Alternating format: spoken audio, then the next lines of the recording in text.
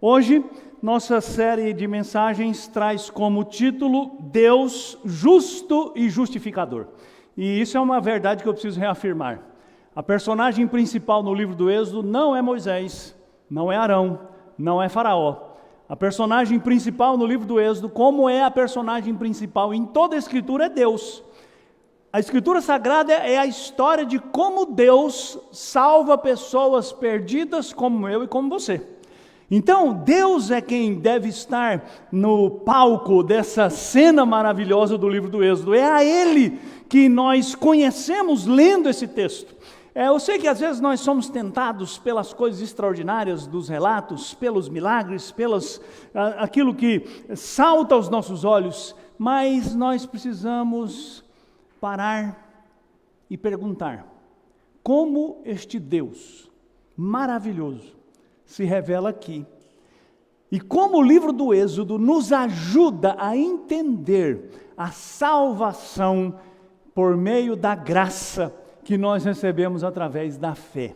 E hoje nós vamos estudar uma vasta extensão do livro do Êxodo, do capítulo 7 até o capítulo 12. Nós vamos falar sobre as pragas que assolaram o Egito, e ali nós vamos aprender, eu espero, creio, que esse Deus, a quem nós adoramos aqui nessa noite, é o Deus justo e ao mesmo tempo é o Deus justificador. E eu quero convidar você a ler apenas uma parte, né? Nós não vamos ler o texto inteiro, depois você vai ler quando chegar em casa. E nós vamos ler os 7 primeiros versos do capítulo 7, a título de introdução. E é claro, eu vou me referir a todos os fatos narrados aqui e vou terminar falando sobre como Deus é o justificador através da Páscoa que ele instituiu e que foi celebrada lá no capítulo 12. Diz assim o texto: então disse o Senhor a Moisés: vê que te constituí como Deus sobre Faraó, e Arão teu irmão será teu profeta. Tu falarás tudo o que eu te ordenar, e Arão, teu irmão, falará a Faraó, para que deixe ir da sua terra os filhos de Israel. Eu, porém, endurecerei o coração de Faraó, e multiplicarei na terra do Egito os meus sinais e as minhas maravilhas.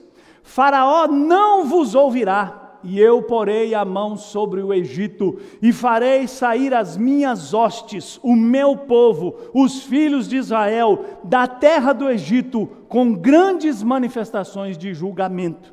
Saberão os egípcios que eu sou o Senhor, quando estender eu a mão sobre o Egito, e tirar do meio deles os filhos de Israel. Assim fez Moisés e Arão, como o Senhor lhes ordenara, assim fizeram. Era Moisés de 80 anos e Arão de 83, quando falaram a Faraó. O título dessa mensagem de hoje, irmãos, Deus justo e justificador, está baseado numa afirmação que o apóstolo Paulo faz na carta aos Romanos, no capítulo 3.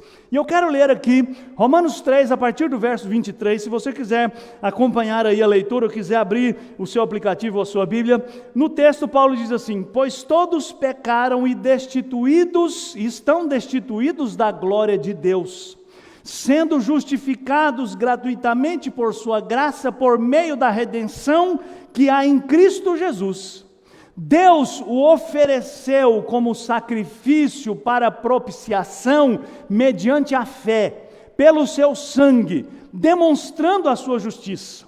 Em sua tolerância, havia deixado impunes os pecados anteriormente cometidos, mas, no presente, demonstrou a sua justiça, a fim de ser justo e justificador daquele que tem fé em Jesus. Rapidamente, Paulo está falando aqui do objetivo pelo qual a lei, os 10 mandamentos, nos foram dados. E Paulo diz que a lei foi dada para mostrar que todos nós somos pecadores e estamos perdidos. E como nós todos somos pecadores e estamos perdidos, Deus precisou intervir na história humana com a sua graça. Semana passada nós falamos sobre o Deus da graça, essa bondade, esse amor, essa misericórdia de Deus que vem ao encontro do pecador. Deus interveio na história humana apresentando o seu Filho Jesus Cristo como propiciação, como oferta pelo pecado. Nós somos pecadores. Deus havia dito que a alma que pecar tem que morrer. Como Deus poderia nos salvar se nós somos pecadores? Então Deus providenciou uma morte propiciatória, uma morte substitutiva, uma morte vicária. Então Paulo está dizendo, Deus enviou o seu Filho, o apresentou como oferta propiciatória, e por causa da morte de Jesus, nós somos salvos. E Deus cumpre a justiça, porque Ele é justo. Ele não pode fazer vista grossa para o pecado. Ele não pode fingir que nada aconteceu. Ele não pode não agir contra a iniquidade que o ofende. E ao mesmo tempo Deus foi o justificador, ou seja, aquele que salva o pecador, considerando como obra do pecador a obra de Jesus. Então, irmãos, Paulo está sintetizando a obra de Jesus na cruz do Calvário e a razão pela qual ele teve que morrer. Ele morreu na cruz do Calvário para ser a oferta pelo nosso pecado. Então Deus é justo, porque Ele castiga o pecado conforme o pecado merece, castiga em Jesus Cristo, e Deus é o justificador, porque Ele aceita a morte de Jesus no meu lugar. E o título dessa mensagem, Deus justo e justificador, foi escolhido exatamente porque quando lemos o livro do Êxodo, quando lemos o relato das pragas que Deus enviou sobre o Egito, quando lemos que Deus agiu como um justo juiz contra o iníquo rei do Egito e o iníquo povo do Egito, ao mesmo tempo lemos também que Deus providenciou uma salvação, uma fuga, um escape, uma redenção, através da morte de um cordeiro, no dia em que o Senhor ordenou fosse celebrada a Páscoa. Deus estava revelando as suas duas faces. Ele é justo, Ele pune o pecado, mas Ele é justificador. Ele salva o pecador com sua graça e com sua misericórdia. E é muito importante, meu irmão, que você preste atenção e você aprenda sobre quem Deus é na Escritura Sagrada, porque nem sempre é aqui na Escritura Sagrada que nós aprendemos sobre Deus, e por causa que aprendemos sobre Deus em outros lugares e não na Escritura Sagrada, nós podemos andar por caminhos que aos nossos olhos parecem corretos, mas que no final podem resultar em morte, como disse o autor de Provérbios no capítulo 14, no versículo 12. Deve ter ouvido, e talvez até já tenha dito, Deus é amor. E é verdade, Deus é amor, a Bíblia diz que Deus é amor, mas Deus não é o tipo de amor que muitas vezes as pessoas pensam que é amor, ou seja, condescendente, indiferente, que não toma nenhuma atitude diante do mal, que não reage àquilo que é errado e que é praticado diante dele. Deus é amor, mas não é esse tipo de amor. E além de não ser esse tipo de amor, Deus também não é só amor. A Bíblia também diz que Deus é justo, que Deus é santo. A Bíblia também diz que Deus não inocenta o culpado. Portanto, nós aprendemos na Escritura Sagrada quem Deus é e como Deus age. E é exatamente pelo fato de Deus ser santo e justo e ao mesmo tempo ser amor que Ele providenciou um Salvador.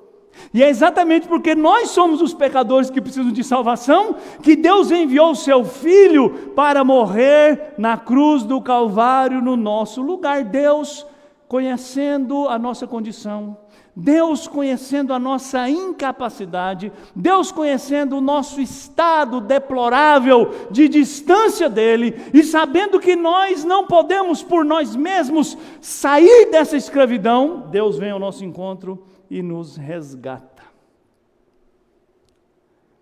E é exatamente o que o livro do Êxodo revela.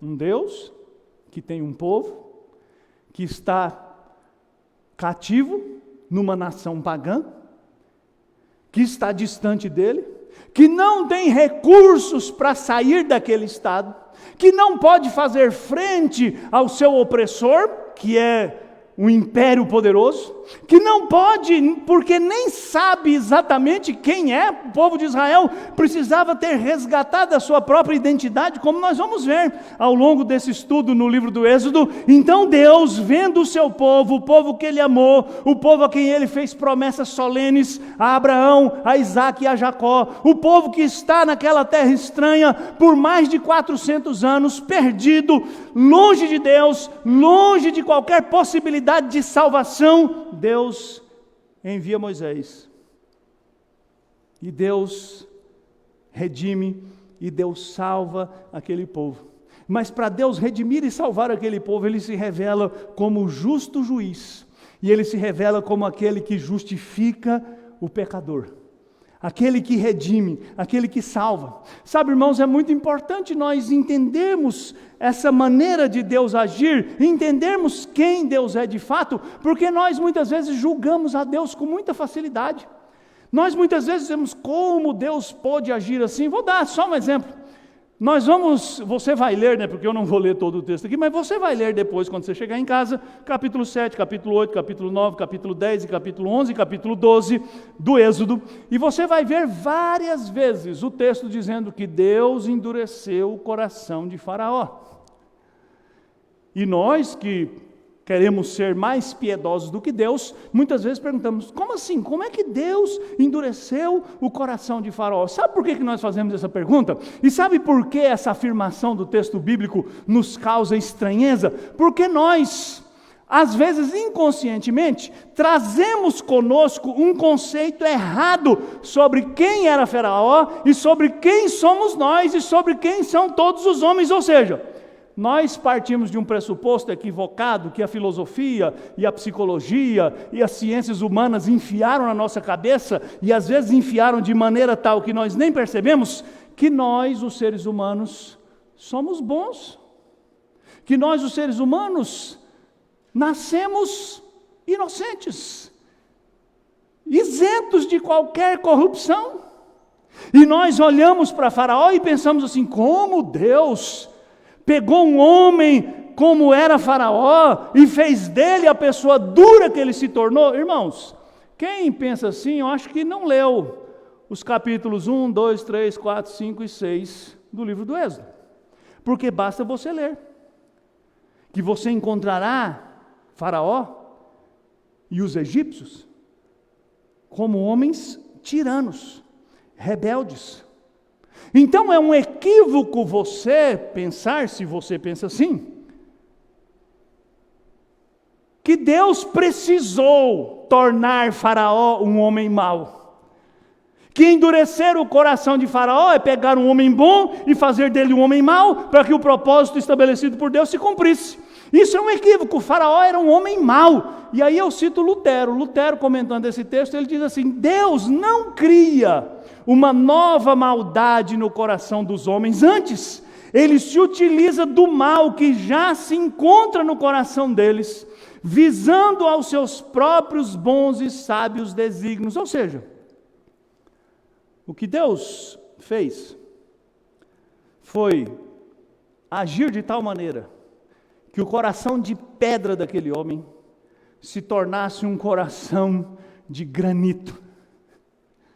Um coração tão empedernido que foi incapaz de ver a ruína em que estava enfiando o seu povo, a ponto dos seus oficiais, os irmãos depois vão ler, em determinado momento dizerem para o rei, o senhor não está vendo que a nossa nação já está arruinada? Vai conduzir isso até a nossa completa destruição? Então, Deus não piorou Faraó, porque ele não era bom. Deus simplesmente deixou Faraó ser o que todo homem é, sem que Deus intervenha, refreando o seu mal. E olha que coisa interessante. O fato de Deus agir com bondade para os filhos de Israel causava ira, indignação em Faraó, porque ele se julgava melhor, como ele e o seu povo, que eram os senhores daqueles escravos miseráveis, podiam ser tratados daquela maneira por um Deus que ele sequer conhecia. Sabe, irmãos, infelizmente, é exatamente assim que muitas vezes nós agimos em relação a Deus. Quando o problema bate na sua porta, quando a aflição chega na sua casa, você geralmente questiona: Senhor, como o Senhor pode agir assim? O Senhor não lembra que eu sou fiel? O Senhor não leva em conta que eu tenho andado dignamente? O Senhor não põe na conta aí que eu tenho, entre aspas, feito a minha parte? Como o Senhor pode agir assim? Como o Senhor pode permitir que a dor bata na minha porta? Então, Deus precisa ser conhecido como Ele se revela na Escritura Sagrada, e não como nós imaginamos, não como nós desejamos, não como nós o desenhamos. E o Deus que se revela no livro do Êxodo é este Deus de quem o apóstolo Paulo falou em Romanos: o Deus justo, que age contra o pecado, e o Deus justificador, que salva o pecador, porque esse não pode salvar-se a si mesmo. Para que o seu nome fosse conhecido, Deus decidiu agir de maneira poderosa no Egito.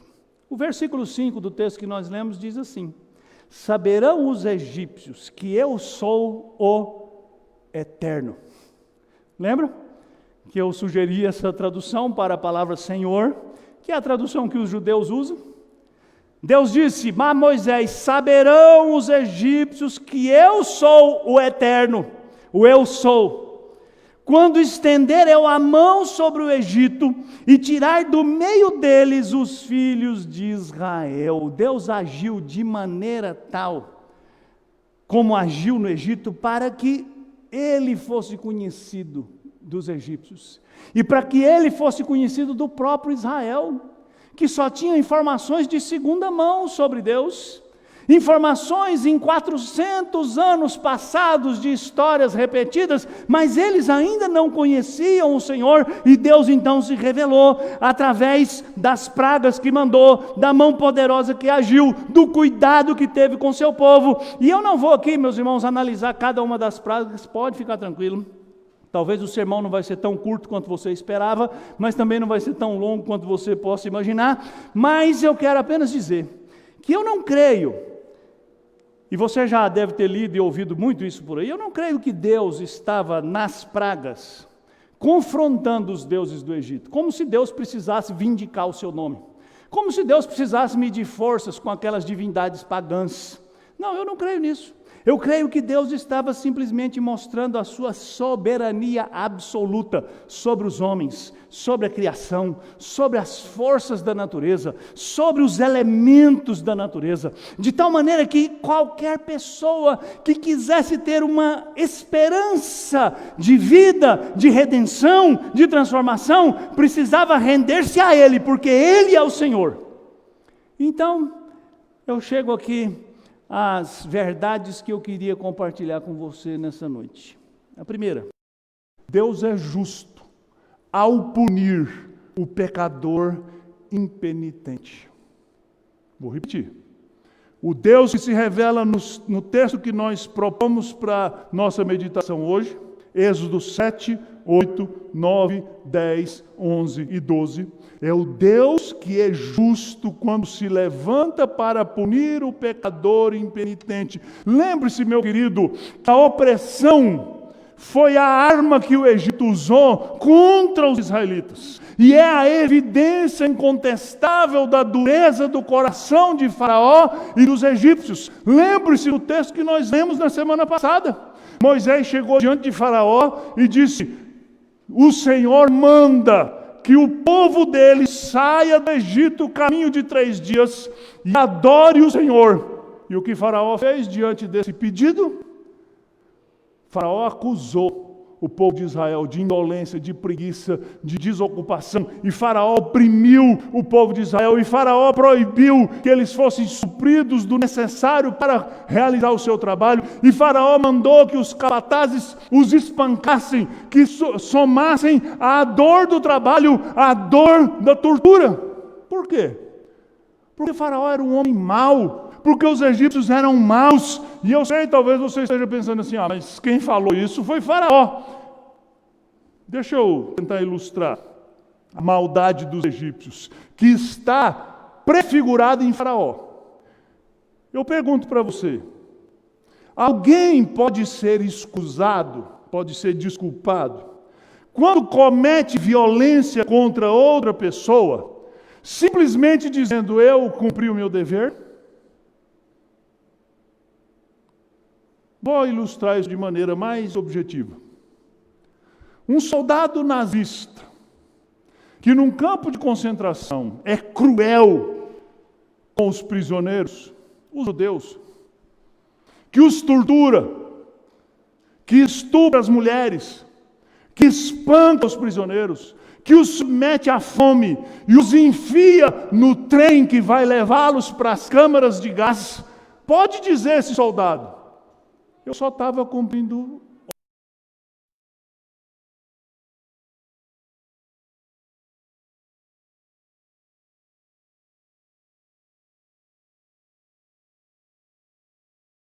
tão cruel com o semelhante.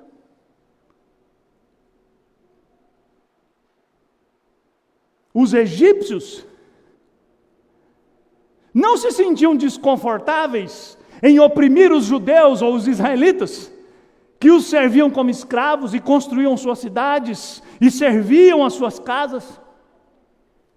Então pensaram assim, olha, mas Faraó era um homem mau, por que o povo sofreu? O povo sofreu porque o povo era simplesmente o reflexo daquilo que era o seu governante, porque o povo que tolera a crueldade, que tolera a injustiça, que tolera toda aquela terrível atitude de vilipêndio contra os humildes, não é um povo inocente. Victor Hugo, uma frase que é atribuída a ele, não sei se foi ele quem disse isso mesmo. Quem poupa o lobo, sacrifica as ovelhas.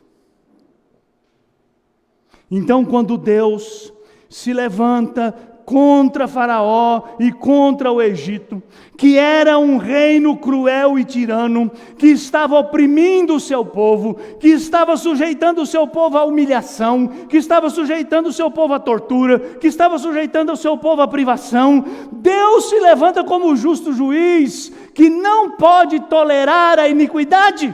Aí você vai dizer assim, mas pastor, e hoje? Não há tanta iniquidade aí? E Deus não vai fazer nada? Vai, meu querido. Deus vai fazer. E Deus está fazendo. Deus permanentemente usa sinais da sua indignação. A Bíblia diz sobre isso. Jesus falou sobre isso no seu sermão escatológico em Mateus 24. Guerras, rumores de guerras, catástrofes naturais, doenças, pandemias, epidemias, são expressão da indignação de Deus com esse mundo cheio de maldade, e são um prenúncio do dia em que Deus haverá de julgar o mundo inteiro com justiça.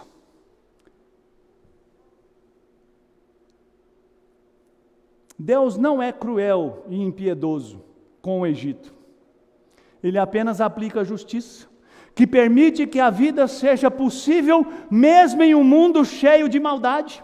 Se não fosse a justiça de Deus, irmãos, que Ele inclusive implantou no coração humano, apesar do pecado, a vida nessa sociedade seria impossível. E não vamos longe não, pense em você. Para pensar nos pensamentos mais inconfessáveis que já passaram na sua cabeça de fazer algo com alguém que te ofendeu.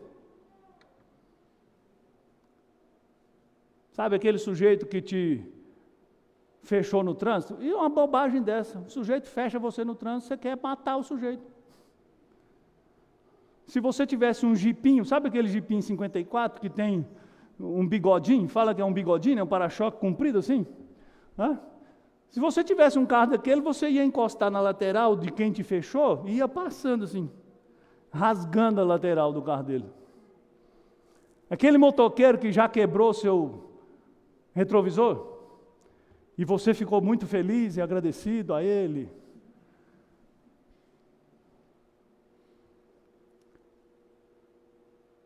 Se não fosse a justiça de Deus, que Ele implantou no coração humano, nós nos tornaríamos animais, feras. Se Deus não tivesse agido no Egito com a mão poderosa que Ele agiu, os egípcios teriam esmagado o povo de Israel até o último sobrevivente. Como mais tarde fizeram os romanos, quando destruíram Jerusalém e mataram, no curto espaço de 3 anos, mais de 1 milhão de judeus. Deus age com amor até quando Ele faz justiça, porque a Bíblia diz que Deus ama e quem Ele ama, Ele corrige. Ao corrigir o mal, Ele estava mostrando o seu amor pelo homem, preservando a vida do homem, preservando a vida do seu povo e prenunciando que o mal não vai triunfar sobre a justiça. Então eu quero convidar você, quando você ler de novo sobre as pragas do Egito, que você não pense assim, nossa, mas que coisa terrível, tanta calamidade, tanta gente morrendo. Quero que você pense assim, como o Deus a quem eu sirvo é justo. E como agindo assim, Ele preservou a vida do seu povo e preservou a minha vida, porque nós só estamos aqui hoje, porque Deus guardou Israel, de onde veio o Cristo, o nosso Salvador, porque essa história estava escrita para a glória de Deus, e porque Deus é justo, e porque Deus, na sua justiça, não permite que o mal triunfe, é que nós cristãos temos a certeza de que um dia, todo o mal desse mundo será extirpado. E ao mesmo tempo, quando você ler de novo sobre as pragas do Egito, você deixa um temor santo invadir a sua alma. E você aprenda que este Deus a quem nós adoramos aqui nessa noite, esse Deus de quem nós cantamos aqui nessa noite, é um Deus santo e é um Deus justo, que não permite que a iniquidade prevaleça. Segundo, Deus é justo ao revelar-se como soberano acima de toda a criação. Se você pegar um comentário do livro do Êxodo, você vai ver que muitos escritores tentaram organizar as pragas em diversos grupos. Grupos de 3, os 3 primeiros falam disso, os 3 outros falam daquilo, as 3 outras falam daquilo. E eu não quero aqui fazer uma tentativa de classificar ou de pensar em uma ordem lógica para as pragas. Eu confesso que eu não tenho capacidade mental para isso. Eu quero propor apenas uma perspectiva sobre as 10 pragas, ou pelo menos sobre as 9 primeiras. Deus, com justiça, dispõe de tudo o que Ele criou soberanamente para cumprir o seu propósito. E é isso, querido, que me dá segurança. O que Deus estabeleceu fazer, Ele fará, porque Ele tem poder para fazer e porque Ele é soberano para fazer. Já tentaram dar muitas explicações científicas para as pragas, querendo tirar o seu caráter sobrenatural, e eu acho muito interessante, né? De vez em quando a gente vê alguns documentários sobre isso. James Cameron fez um documentário longo sobre o Êxodo, e ele mostrou naquele documentário que o rio Nilo virou sangue, porque os crocodilos começaram a se matar, e aí aquele monte de crocodilo morrendo, fez o rio virar sangue, e depois porque ficou cheio de sangue, ficou fedido, logo vieram as moscas e vieram as rãs. Eu acho muito interessante isso, né? Eu só não sei como ele consegue explicar que as coisas aconteceram exatamente quando Moisés falou, e pararam de acontecer exatamente como Moisés falou. É coincidência demais. Como diz a piadinha, né, do sujeito que estava contando para o outro sobre a travessia do Mar Vermelho, e o incrédulo disse para ele: rapaz, larga de bobagem. Aquele Mar Vermelho não era um mar nada, aquilo lá era um córrego lá, de nada. E o crente disse para ele: mas então o milagre é muito maior, porque afogar um exército inteiro num córrego é um milagre extraordinário. Então,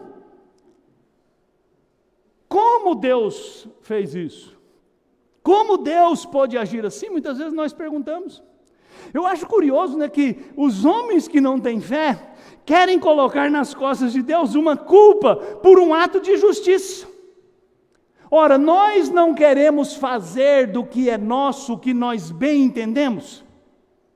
Nós, na nossa visão limitada, gostamos que alguém venha nos dizer como nós devemos gastar nosso dinheiro, que tipo de casa devemos comprar, ou que tipo de comida devemos comer, ou que tipo de roupa devemos comprar com o nosso dinheiro. Olha, se você, que é um reles mortal como eu, não tolera alguém dizendo para você como você deve agir e que escolhas você deve fazer, você acha que nós temos o direito de dizer para Deus que Ele não deveria agir dessa ou daquela forma?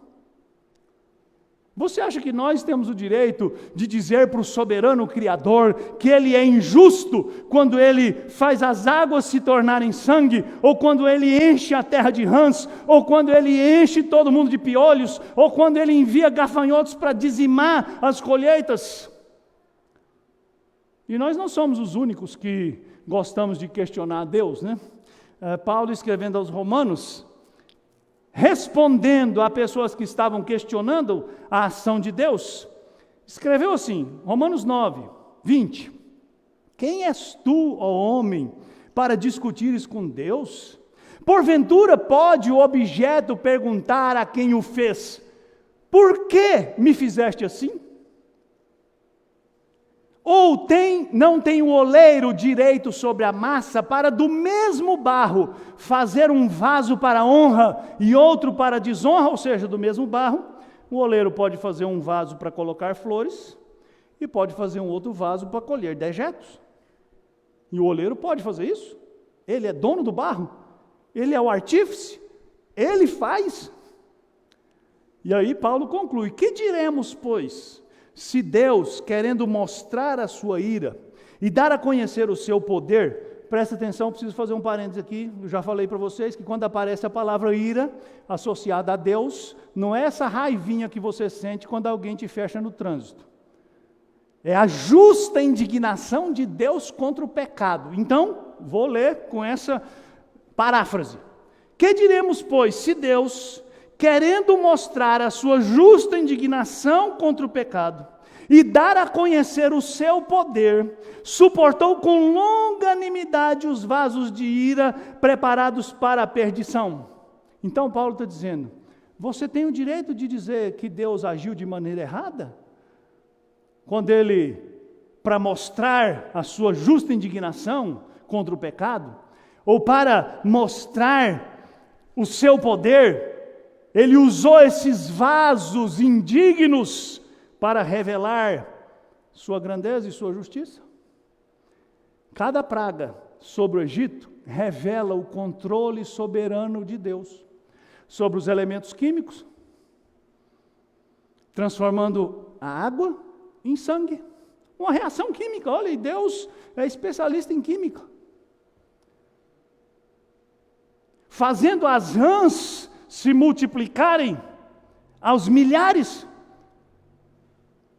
e enchendo o Egito de rãs, ou simplesmente fazendo Moisés bater o pé no chão e a poeira que sobe virar piolhos, ou soprar um vento e trazer gafanhotos da África inteira para dizimar o Egito, ou fazendo uma chuva que misturava granizo e fogo, controlando as forças da natureza, ou controlando o sistema orgânico dos seres humanos e fazendo brotar feridas no seu corpo. Eu acho engraçado, né? A gente não reclama de Deus manter o nosso sistema imunológico funcionando direitinho, o nosso fígado metabolizando tudo direitinho, as enzimas, a nossa tireoide produzindo os hormônios certos, o nosso coração batendo num ritmo correto por 80 anos, por 90 anos. Mas basta aparecer uma coceira, né? Uma cafubira, e a gente já começa a reclamar de Deus. Ora, Deus tem o controle sobre o seu sistema orgânico. E você devia dar graças a Ele por isso. Deus tem o poder sobre os astros. Quando Deus faz vir trevas sobre o Egito, irmãos, não foi um eclipse, nem solar e nem lunar. Foi um apagão do sol, um apagão de tudo. Porque Deus tem o poder. Deus é justo quando dispõe do que pertence a Ele para fazer a sua vontade. Ele não faz nada como nós, passionalmente, caprichosamente. Quando Deus age, Ele age para fazer o que é melhor para a humanidade. Ele faz aquilo que vai abençoar o maior número de pessoas, mesmo que às vezes um pequeno número de pessoas seja vítima, talvez por decorrência de viver nesse mundo caído, dos seus atos de justiça. Foi porque Deus puniu em um só a maldade do mundo inteiro, que nós estamos aqui hoje. Cristo levou sobre si o pecado de todos nós. E diz o autor sagrado, o profeta Isaías, que Deus agradou-se de moê-lo. E agradar-se, não é Deus não teve prazer, mas Deus decidiu fazer isso, porque isso fazia parte do seu propósito, e Ele não receou esmagar o seu próprio Filho, para ser gracioso conosco, para ser justo e punir o pecado, e justificador, perdoando o pecador. Deus é justo, quando usa o seu poder para colocar ordem no mundo caótico, por causa da iniquidade humana. Irmãos, esse mundo é caótico por causa de nós, seres humanos pecadores. Nós, seres humanos pecadores, é que trazemos angústia para esse mundo, que trazemos escassez para esse mundo, que trazemos guerra para esse mundo, que trazemos males para esse mundo. É o nosso pecado, foi o nosso pecado que trouxe a enfermidade para esse mundo. Então é muito confortável que as pessoas hoje digam, como Deus permite? A pergunta é, como eu pude fazer isso? Como eu posso ser tão egoísta? Como eu posso ser tão cruel? Essa semana eu estava conversando com alguém sobre o amor e sobre missões, eu não lembro exatamente o contexto, e a gente falava assim, que é fácil amar quem está lá na África, não é? A gente se compadece dos meninos africanos morrendo de fome, e a gente chora, assiste aqueles vídeos, né, dos médicos sem fronteiras, que põem as musiquinhas de fundo. Música de fundo é uma beleza, né? E aí fica todo mundo emocionado. E o infeliz que mora na sua rua? Que urina na sua porta? E que você odeia, porque suja a sua calçada? Porque empesteia o lugar onde você mora? Dele você não tem compaixão. Quanto a ele, você não precisa fazer nada, porque ele está muito perto. É mais fácil amar quem está longe. É mais fácil ter compaixão dos africanos.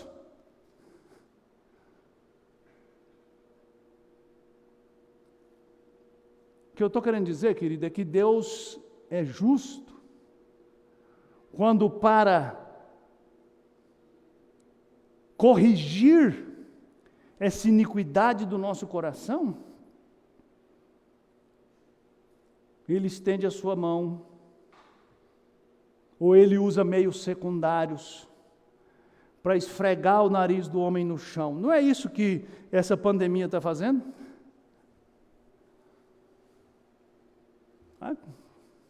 Crise econômica, crise sanitária, crise familiar. Será que nós não vamos considerar que tudo isso faz parte do resultado da iniquidade do coração humano?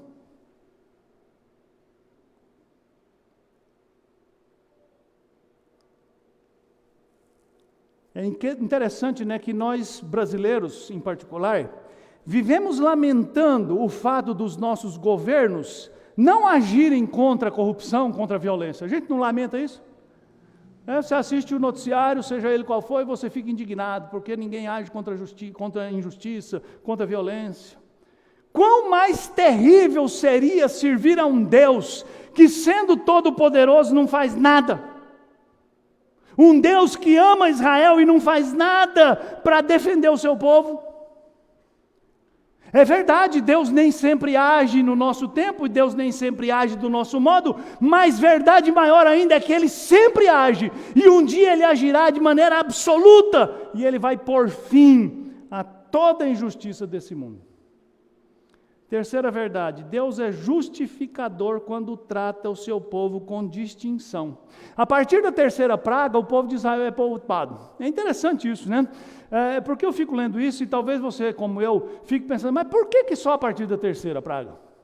Por que o povo de Israel teve que ficar com falta d'água, porque a água virou sangue? Por que o povo de Israel teve que ficar varrendo rã, porque as rãs encheram seus quintais? Por que o povo de Israel teve que catar piolho nos seus filhos e neles mesmos? E por que Deus não os livrou dessas 3 primeiras pragas e só os livrou das outras pragas? E eu tenho aqui as minhas hipóteses. Deus queria mostrar, meu querido, que em alguma medida todos nós estamos sujeitos a seu justo juízo, porque todos nós somos pecadores.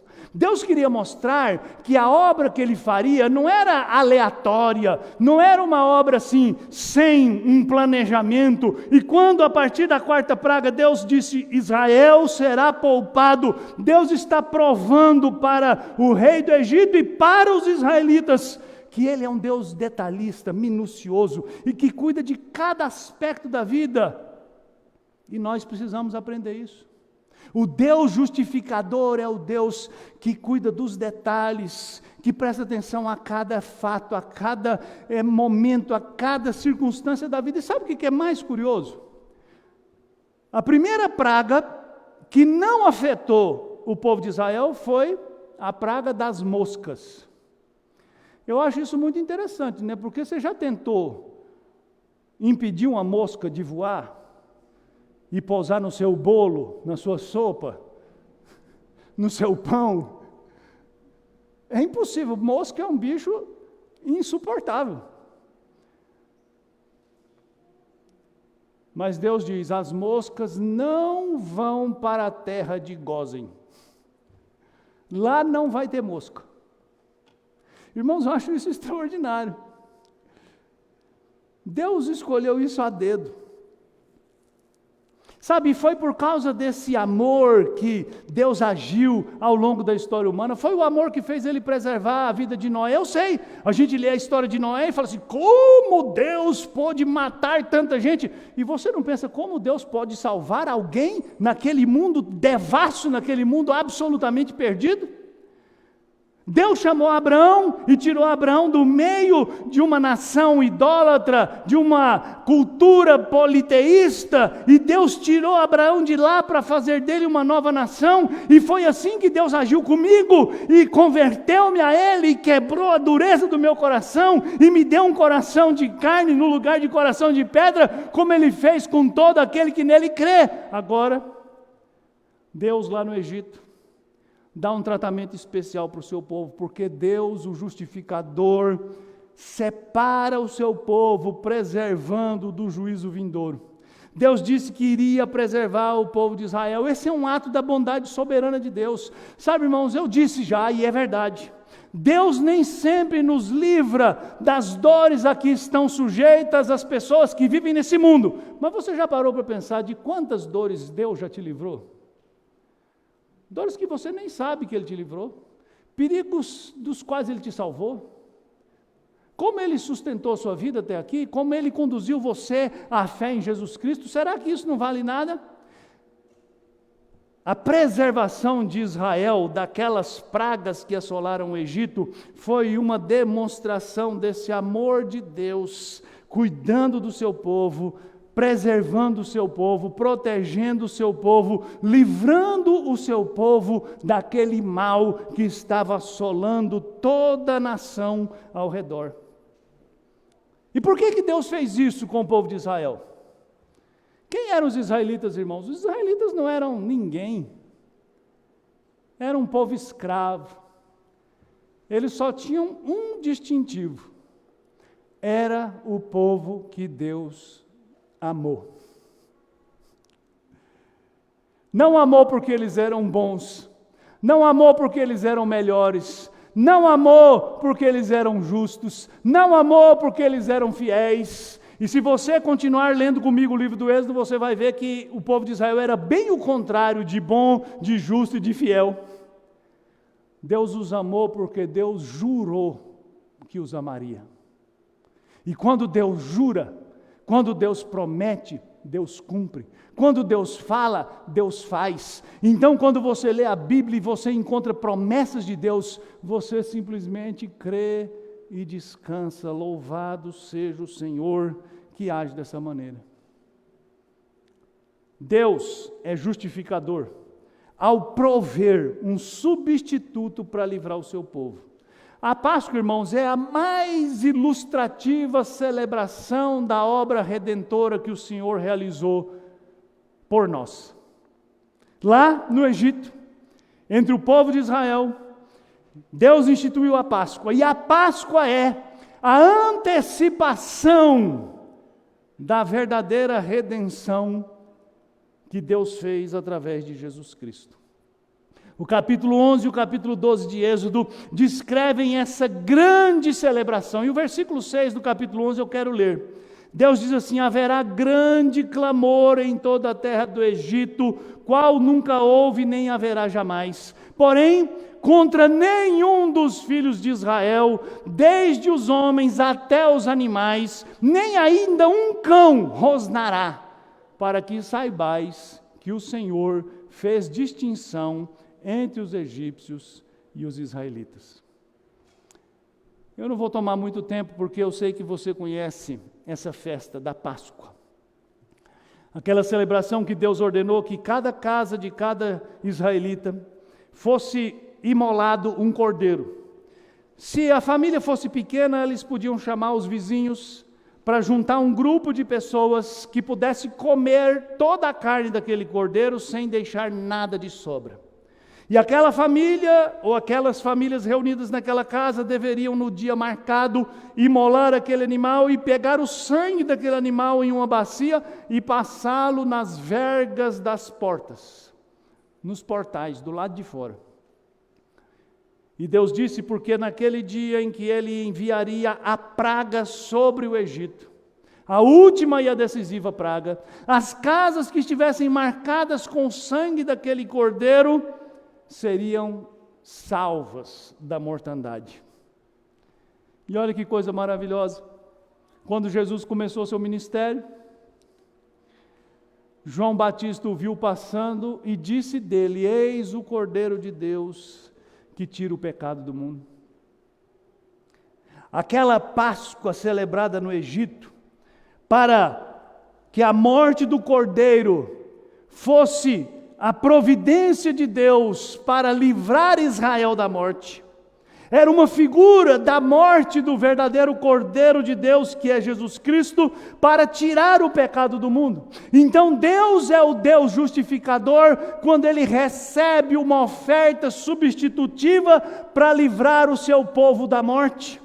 Quando Ele aceita que um inocente pague por um pecador, e quando o sangue do cordeiro nas vergas das portas era o sinal de que aquela casa era uma casa de gente que confiava no Senhor. E sabe, irmãos, como é que essa família podia ser salva? E eu quero defender aquilo que a fé protestante defende com unhas e dentes. O único meio de se apropriar dessa salvação era por meio da fé. Porque o dono daquela casa precisava acreditar que o sangue daquele cordeiro ia livrá-lo de uma praga terrível. Na verdade, primeiro ele precisava acreditar que existe um Deus santo e justo que vai agir contra a iniquidade. E que esse Deus santo e justo decidiu aceitar a morte de um cordeiro como oferta para livrar a casa dele daquela praga que viria sobre a nação. Então, crendo Cada família reunida, imolava o seu cordeiro, recolhia o sangue na bacia e colocava sobre os umbrais das portas. Fé. Deus nunca salva ninguém senão pela graça, que aceita a oferta de um inocente no lugar do pecador, e a fé pela qual o pecador se apropria da oferta que Deus faz. É como você é salvo. Existe um Deus que é santo e justo, a quem você não pode atender, porque as exigências dele são altas demais. A lei dele mostra que você está irremediavelmente perdido. Mas então esse Deus que é justo, decide enviar alguém para cumprir a sua exigência no seu lugar. E esse alguém morre no seu lugar. E o que você precisa fazer para desfrutar dessa bênção é se colocar debaixo dele. Assim como os judeus no Egito precisaram ficar dentro das casas cobertas com o sangue, você só tem esperança diante desse Deus que é justo, se você ficar sob o sangue de Jesus Cristo.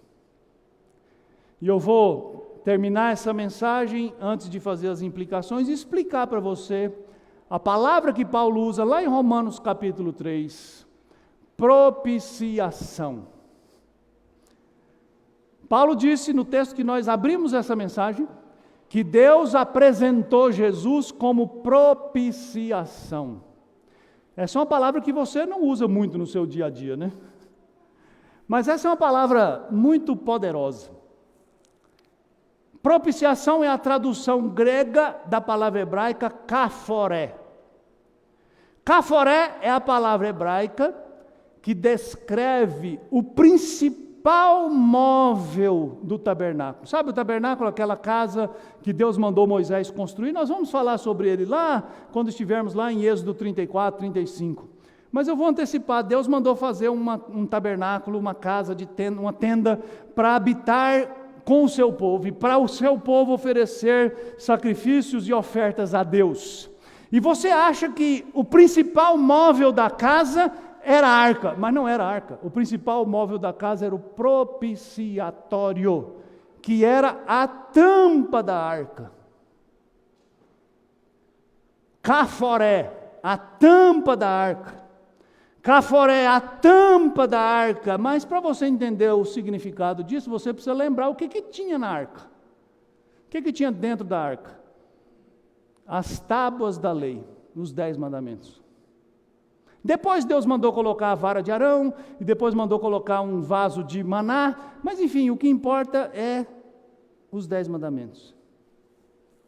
Uma vez por ano, o sumo sacerdote, só o sumo sacerdote, imolava no quintal, no átrio, um bode. Pegava o sangue desse bode e entrava no lugar santo e aspergia o sangue do bode sobre os chifres do altar de incenso, aspergia o sangue do bode sob a mesa com os pães da proposição, aspergia o sangue do bode sob o candelabro de ouro, a menorá, e tomado de pavor, ele entrava no Santo dos Santos, onde estava a arca, com os 10 mandamentos, e o propiciatório. O propiciatório, para você que não lembra, era uma tampa de ouro maciço, é a única peça que não era de madeira revestida de ouro, era ouro maciço, com 2 querubins esculpidos olhando para dentro da arca. Qual que é o simbolismo disso, irmãos? Quando os querubins olhavam simbolicamente para dentro da arca, o que é que eles viam dentro da arca? Os 10 mandamentos. E vendo os 10 mandamentos, os querubins, se você ler Apocalipse, você vai ver que os querubins são seres celestiais que velam pela santidade de Deus, são aqueles seres que voam ao redor do trono em Isaías 6. Então os querubins olhavam simbolicamente para dentro da arca e viam os 10 mandamentos, e eles viam o quê? Que aquele povo, ninguém daquele povo cumpria os 10 mandamentos. Se ninguém do povo cumpre os 10 mandamentos, Deus, que é o justo juiz, vai esmagar esse povo. Então o sumo sacerdote, no Yom Kippur, o dia do perdão, entrava no Santo dos Santos com a vasilha cheia do sangue do bode, e ele despejava o sangue do bode em cima do propiciatório, e o propiciatório ficava coberto de sangue. E agora? Os querubins olham, e o que os querubins veem? O sangue. O pecado foi expiado. O pecado foi pago. Porque sem derramamento de sangue não existe perdão de pecados. E aí Paulo, 1500 anos depois, escreve aos Romanos e diz: Jesus é o nosso Caforé. Jesus é a tampa dos nossos pecados. Quando Deus olha do céu, pela misericórdia dele, Ele não me vê, porque se Ele me vir, eu estou perdido. Ele vê o sangue de Cristo, que me cobre, e que mesmo sendo eu pecador, eu posso seguir em frente. Porque o Deus que é justo e pune o pecado é o justificador que derrama o sangue do justo para perdoar o pecador. E daí? Se você questiona a justiça de Deus, meu querido, pare com isso e comece a ver como Deus é misericordioso e bom quando Ele age com justiça. Se você acredita que as suas virtudes são a qualificação para você chegar à presença de Deus, arrependa-se disso, porque os nossos melhores atos continuam inaceitáveis diante de Deus, e nós só podemos nos achegar a Deus por meio de Jesus Cristo.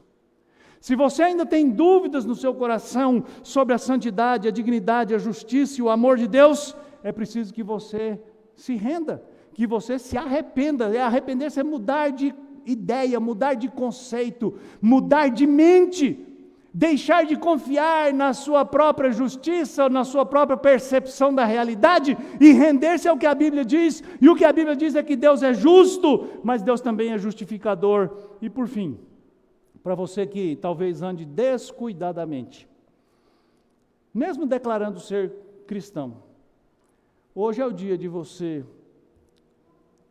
olhar para você mesmo, pensar nesse Deus que é justo, mas que também é justificador, reconhecer a sua carência e dependência e entregar-se a esse Deus que providenciou para nós uma salvação tão maravilhosa, porque Ele é justo e porque Ele também é o justificador. Que Ele tenha misericórdia de nós. Vamos orar. Vamos ficar de pé, irmãos. Nós vamos fazer a última oração, vamos receber a bênção, e depois da bênção eu quero que você se assente. Enquanto você se assenta, o Ministério de Música vai chegar aqui para terminar esse nosso culto. Oremos. E agora, irmãos, que a graça do nosso Senhor e Salvador Jesus Cristo, o amor infinito de Deus, o nosso Pai, e a comunhão do Espírito Santo permaneça sobre todos nós aqui nesse lugar, e sobre o povo de Deus em toda a terra, e seja assim a bênção do Pai, do Filho e do Espírito Santo sobre nós, hoje e para todo o sempre. Amém.